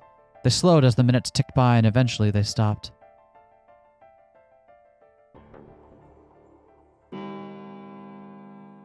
Then suddenly, in the cold, heavy silence that had enveloped them like a thick fog, a bell began to ring. The clock in the central hall. 7, 8, 9, 10 times. Wow, that's already 1 hour down. Damn. Then on the 10th ring, it stopped. The sound of the bell faded away into silence. No, it's 10 o'clock then. Ace said what each one of them had been thinking. That means it's been an hour since Zero's little announcement. 7's deep voice echoed across the room. Fuck, I've had enough of this crap. Santa leapt to his feet, his fists clenched. How long are we gonna pussyfoot around like this? We've only got 8 hours until this time limit Zero was going on about is up. Let's get going already. Go, go. Santa's outburst fell on deaf ears. No one seemed to agree with him. They stared back at him, their eyes blank and their faces tired. Finally, Lotus spoke. No, I refuse. I'm not going to end up like him. Him? You mean the 9th man? Of course, who else? In his mind's eye, Junpei saw the corpse again. Blood and pieces of flesh. The dark reddish-black pool of blood, the scattered pieces of flesh, organs strewn across the floor like the blossoming of a grotesque flower, The explosion that had torn through his body had been powerful. That's no way for a person to die. The ninth man's neck had been twisted in an odd angle. Junpei suspected the detonation had thrown him against the wall. Half of his face was crushed and the other half was covered in blood. Most of his abdomen had been emptied either by the explosion or by gravity. But half of his face was left intact to ensure that the body could be recognized without fail. Nice. He landed on his back and stark white ribs jutted up out of his chest like the legs of some sort of macabre crab. Like some sort of what? Macabre. Yeah. Snip, snap. Junpei felt something flip in his stomach. I think he just screwed up. Eyebrows went up and Santa continued. He probably set off some sort of trap and that killed him. No, it's clear what happened. Like, you have to... I'm not going to screw up like that. I'm getting out of here alive. Which one was Snake? That was the prince. The prince, right? Yeah. Whatever Snake was laughing at, Santa did not find particularly humorous. What's so goddamn funny? Oh, my apologies. You were just so very confident that I couldn't help myself. What the fuck? I think you've mistaken the situation. Huh? The ninth man's death had nothing to do with a trap, or at least not the sort of trap you imagine it did. Then... He broke one of Zero's rules. That was why he died. Quite simple if you think about it. Huh? You still don't... All right. How about you take a moment and think back to what Zero said? Specifically, what did he say about the number of people? He said only 3 to 5 people can pass through one numbered door, right? And after that, you forgot the relevant part. What did Zero say? Huh? Santa furrowed his brow in thought. Junpei thought back. Zero said that everyone who verified had to go. Everyone who verified had to go. All those who enter must leave, and all who enter must contribute, right? I think it was something like that. Whatever it was, it means that groups of less than 3 or more than 5 can't go through. Oh, that's correct. A gold star for you, Junpei. Snake inclined his head toward Junpei. The ninth man, however, broke that rule. He tried to pass through an upper door by himself, and that was why he was executed. Then Zero's watching us from somewhere, making sure we don't break any rules. Oh, I'm not so sure of that. Why not? Because this execution system is entirely automatic. You didn't notice? There's no need for him to monitor us. What do you mean? Snake looked at Seven with what could only be described as pity and sighed. Very well, I see it must be me who tells you. I've waited long enough, I suppose. I hope Zero might spare me the trouble, but seems increasingly unlikely. He couldn't see them, of course, but perhaps Snake sensed the confused eyes upon him. When Ace spoke, he gave words to everyone else's thoughts. Do you know something? So, something occurs to me. Yeah? Like, what are the tropes for situations like this? Yeah? Because this is an old trope. Because you think about, like, one of our favorite movies, right? Cube. The fun Is cannot the be same- halted. Yep. And what kinds of people were selected for the cube? I right? forget. Like, specifically people whose skills would help them, Mm. right? There was the person who was like thieving and like stealth skills would help them get through the rooms. Mm. The person who was immediately able to do all the complex mathematical stuff that they needed to do. And one of the people who built the damn thing, right? Mm-hmm. So, I wonder if one of the people here, maybe Snake, is someone that helped build this. Interesting. Do you know something? Well, I know a great many things, but yes. Oh, what is it you know? Here. Snake removed a card from the pocket of his jacket. A card? What does it say? See for yourself. The floor, she presented it to Ace, who took a close look at it and spoke. Oh, come on now. What's the point of giving me this? Give me that. Written in Braille, right? Santa snatched the card from Ace, but his expression of disgust quickly turned to one of confusion. Huh? The hell is this? Seven tugged it out of Santa's hands. I see. The card went from Seven to Lotus, Lotus to June, and finally to Junpei. Looked at it and understood. See? Zero just wants a death game. He's not ableist. He understands accessibility in death games. I mean, I'm just gonna kill you. It doesn't mean I have to be disrespectful about it. I think you all misunderstand the point of this. I don't want to be a dick. Nothing personnel, probably. This is Braille. Braille, the written language of the blind. Could be assured that if anyone here needed a wheelchair, this entire death trap thing would have been wheelchair accessible. The card was covered with small embossed bumps. Junpei could recognize it, but he certainly couldn't read it. Sorry, guys, I can't read this. Here, have it back. Junpei handed the card back to Snake, who nodded at him with a small smirk. Okay, that was fun, but what's so important about that card? I found it in my pocket, of course. I can only assume it has a message from Zero. A message from Zero, huh? A message. The same one that all of them got. They all got the rules in their pocket, right? What does it say? Suddenly, everyone was crowding around Snake, desperate to hear what the message said. Santa especially looked as if he were about to grab hold of Snake and shake the answers from him. Snake raised his hand. Calm down now, no need to panic. You don't need to force me, I'll read it. Junpei swallowed hard and waited for him to start. He was not the only one. Presently, Snake began to read, his voice calm. His fingers glided over the tiny bumps as he spoke. Oh, this is different. Bracelet number 2. Since you are not blessed with sight, I shall bless you and only you with information. I shall tell you of the function of the red, of the dead, and of the bracelet. And of the redemption.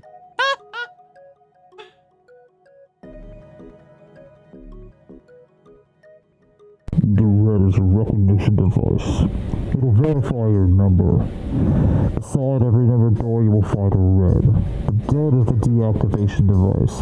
It does exactly what it says. Once you have passed through the numbered door, you must use the dead to stop the detonator in your bracelet.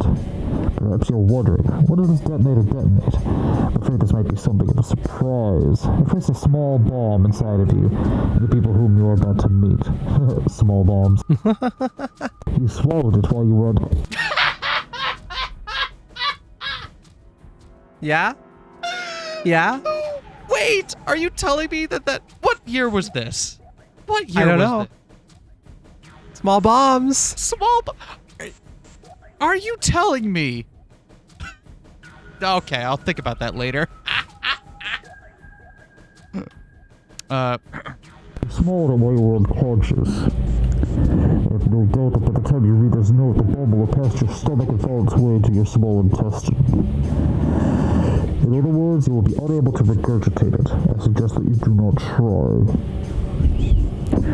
As I mentioned before, the bracelet on your left hand contains a detonator.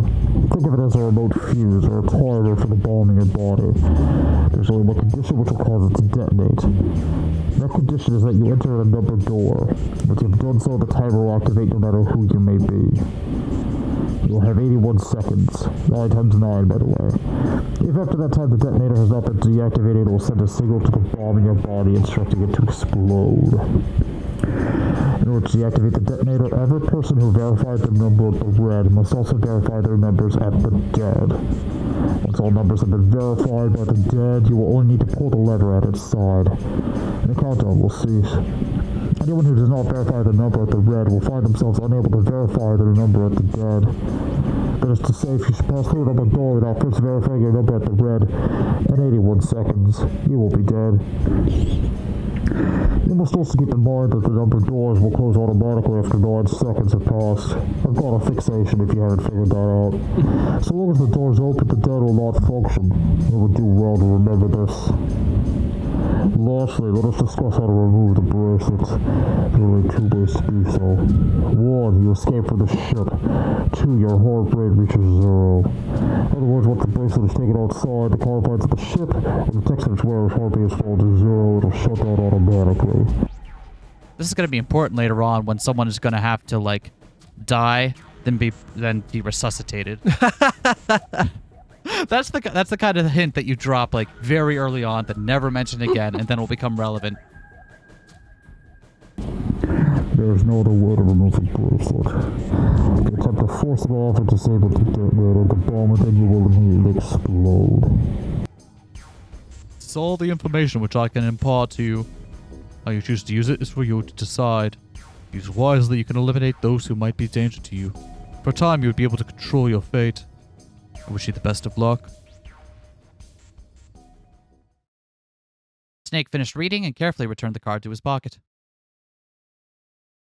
So it's saying only those who verified their numbers at the red can pass through the numbered doors. Teams can't add or subtract people after they're scanned in.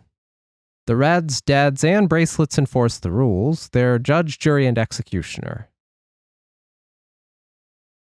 Ugh. Shit, a fucking bomb. Come out, damn it. In defiance of Zero's suggestions, both Santa and Seven put fingers down their throats and began to gag. The rest stiffened. Some touched their stomachs, still simply stared at their bracelets. Junpei gingerly touched his own stomach. There's a bomb inside me. The thought of it made him queasy. That's hot.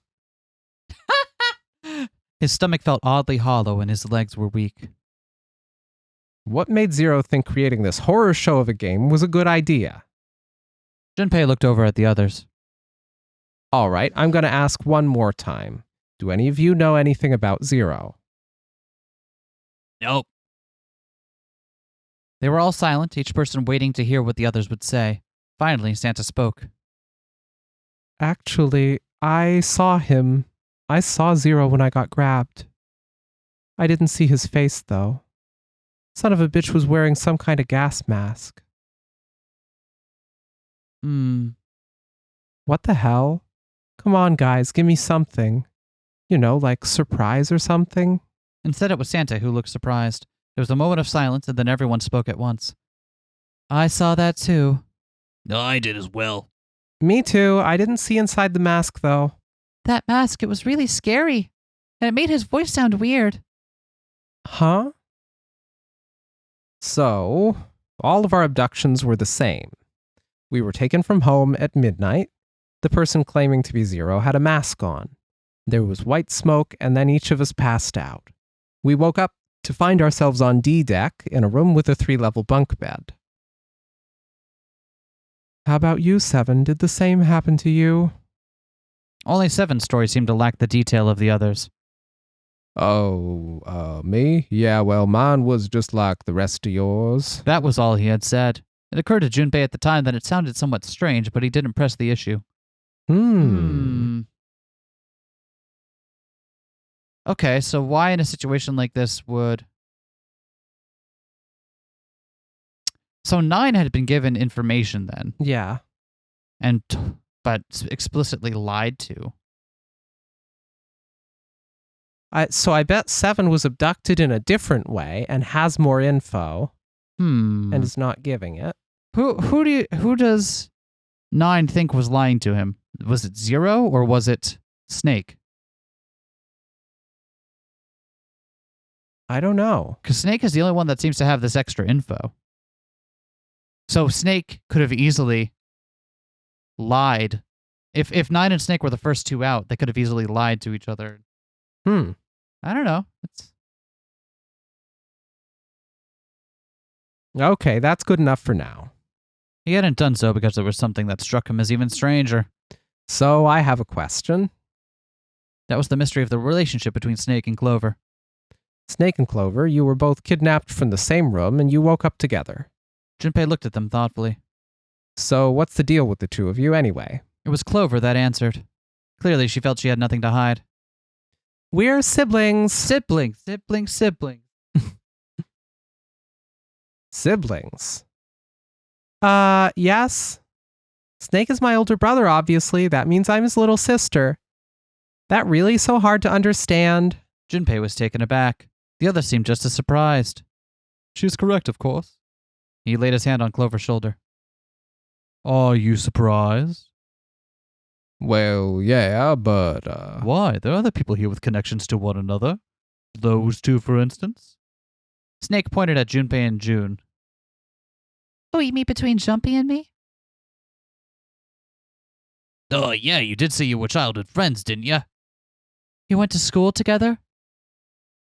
Yeah. June glanced at Junpei, uncomfortable with the sudden attention. Well, yeah. Junpei felt somewhat nervous as well and tried to scratch his head as casually as possible. Hey, you think maybe we could figure out who Zero is this way? Yeah, you're right. You connect the dots between the victims and that leads you to the perp. Textbook stuff. Junpei, June, does any of this ring a bell to you? Ring a bell. Ring a bell? They looked at one another. And it was like it was staged. They both tilted their neck at the same time. Well, perhaps you went to school with the son of a multimillionaire. A millionaire? Son? Well, we went to a girls' school. I don't have time to unpack that right now, but good for you, I guess. Someone bought this boat and set up all of this, right? Whoever Zero is, they must be incredibly rich. I love the way that they're analyzing the situation too. Like, clearly we have some like outside trope knowledge, right? Yep. But like the characters in this game are clearly looking at this thing through a reasonable lens as best they can. Yeah, well, we can't be sure of that. To me, this seems as though it's the work of an organization, not an individual. Most likely, Zero is simply the representative of a larger group. What sort of organization? Could be a number of things, an army, perhaps, or a research group. Perhaps this is all some sort of psychological experiment. If it is, then it's a pretty fucked up experiment. Yeah, I mean, come on, a guy's dead. he consented, it's fine. The word dead hung in the air, heavy and ominous. The room went quiet again. I don't know who the hell this Zero asshole is, but I know for sure he's got to be pretty fucked up in the head to do all this. If this was all one guy, then he's got some serious issues. Even with the specter of death hanging over them, their discussions continued for some time. I thought we were finished with that topic. But then what should we do? We should talk it through. Oh my god, enough. All we're doing is talking. Santa threw up his hands, his voice filled with irritation. Talking won't solve anything. It can't help us find our way out of here. Trust yeah, only whatever your you fists. say, Tifa at home. You really sure you want to just sit around? Am I wrong, though? I'm not wrong. We've only got 7.5 hours left. We already wasted an hour and a half of our 9 hours. Everyone there was already on the edge of panic. What Santa had told them only made that feeling more intense. No one was willing to argue this time. You're right. Well, very well then. There's only one way for us to proceed. Sure not gonna be fun running around knowing we gotta jump when Zero says jump. Well, it's stupid to just sit around here doing nothing. Thanks to Snake's card, at least we have some idea of how this all works. Correct, and so long as we follow the rules, we should, we'll most likely be alright. But But what? who's going to go in which door? June looked toward the numbered doors. Thankfully, 9 doesn't actually add anything to this, does it? Yeah, very convenient. Yeah, right? Oh yeah, that's right. We can't have any more than 5 people in one door. All 8 of us can't go in the same door. Then it would seem we have to split up. Wait! Lotus looked terrified. I'm telling you now, there's no way in hell that I'm going into door 5. Oh, come on now, don't be selfish. Call me whatever the hell you want. I'm not going in there. If I'm going to have to walk through all that blood, then I'd rather stay here. Ugh, we were doing so well. Ace shook his head sadly. So 8 can only go through door 4. Sorry, but I ain't going in there either. Someone else can go into door 5. And number 3 is out. Oh, Santa, not you too.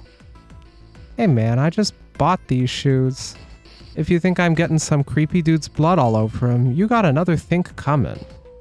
That was the last straw. What the hell, man? Weren't you the one who kept saying we should get going? Yeah, so? Doesn't mean I wanted to go into door 5. Oh my god. There was an awkward silence. Finally, 7 spoke. Fine, I'll go into door 5. I can't go in there all alone, though. Anyone else willing to come with me? There was another long silence. This time Snake was the one to break it. I'll go as well. What? Don't worry, you'll be fine. We may part now, but I'm certain we'll meet again later. How do you know that? Because I do. That's not an answer. If you're going, I'm going too. I'm going inside door number 5. What am I going to do with you? So that's 7, 2, and 4 in door 5, right? Yeah, does that add up already? 7, 2, and 4. That's 9. That's 13. That is 4. So they would need Ace to go with them. So Ace will go that way. That leaves who to go in the other one? Lotus, that's 8. 3 and 6 and 5. Does that work out? 8, 3, 6, 5. 8, 3 is 11, 6 is 17, 5 is 22. That's 4. Yeah, that works. How convenient. Huh. There's nothing you gotta do. Ace, step forward.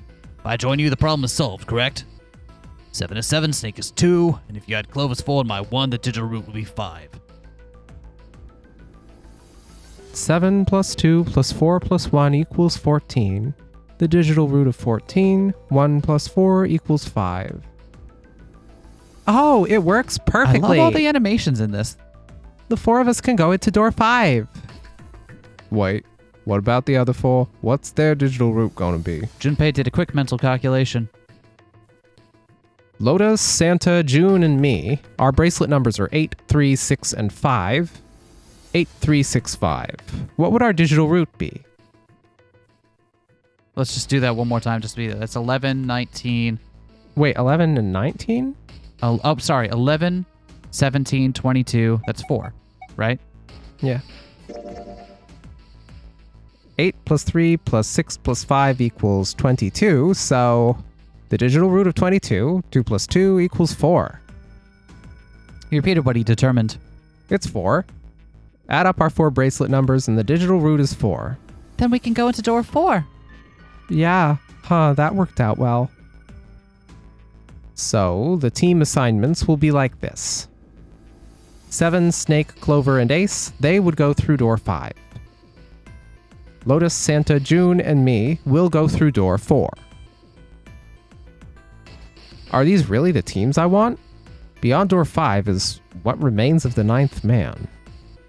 I never want to see that thing again, but something's telling me it'd be a good idea to examine the corpse, even just a little closer. Of course, if I went through door 5, I wouldn't be going with Lotus and Santa.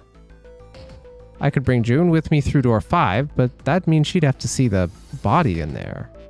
I don't want to put her through that. Junpei was torn. Should I stay silent and go through door 4, or should I stop them and insist on door 5? Turned his options over and over in his mind. Ace spoke up. All right, then. Seems we reached a conclusion. Shall we go? He began to walk toward door 5. I'm gonna go through door 5. Clover and Snake followed with 7 a short distance behind. We're over there too, right, Snake? The door's not going anywhere. Slow down.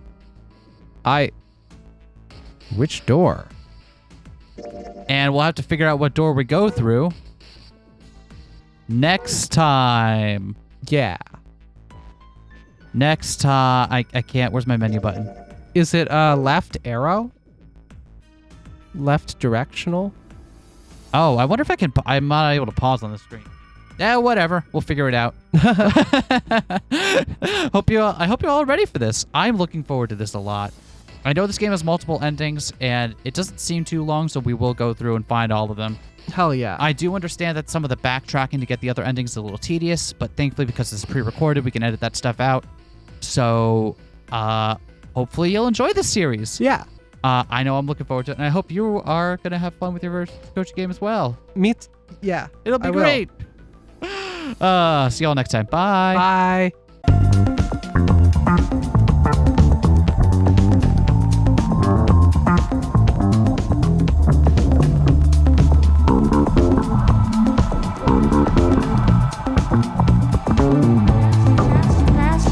Smash that like, comment and subscribe.